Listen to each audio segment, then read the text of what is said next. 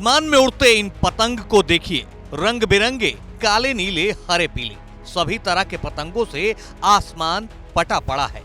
जो इन तस्वीरों के पीछे की सच्चाई नहीं जानते, उनको ये लग सकता है कि बसंत पंचमी है, ऐसा होता है।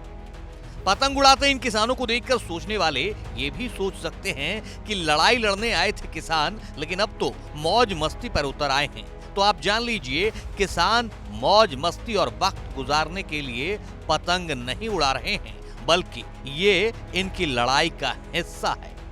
आप कहेंगे कैसे? तो इसे जानने और समझने के लिए इन तस्वीरों को देखना होगा। किसानों को दिल्ली में दाखिल होने से रोकने के लिए पुलिस और प्रशासन ने जमीन से लेकर आसमान तक पुख्ता बंदोबस्त कर रखा है।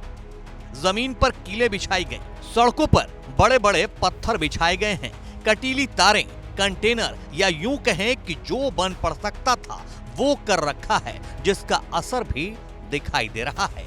लेकिन आंदोलनकारी किसानों को सबसे ज्यादा परेशान कर रहे हैं आसमान में उड़ते ड्रोन। जहां जहां किसान की भीड़ इकट्ठा होती है, वहां ड्रोन कुछ इस तरह आंसू गैस के गोले बरसा रहा है।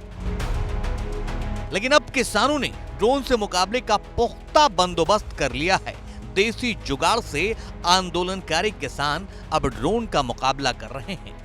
जहां भी किसानों को आसमान में उड़ता ड्रोन दिखाई दे रहा है, वहां वो आसमान में इसी तरह पतंग की डोर बुलंद कर रहे हैं और इसी पतंग में फंसाकर ड्रोन को जमीन पर गिरा दे रहे हैं।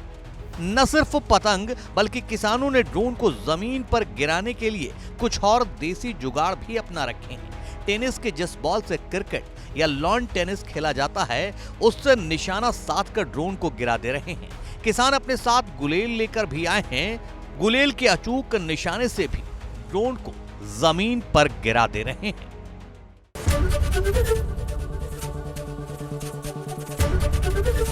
एबीपी गंगा, खबर आपकी, जुबान आपकी।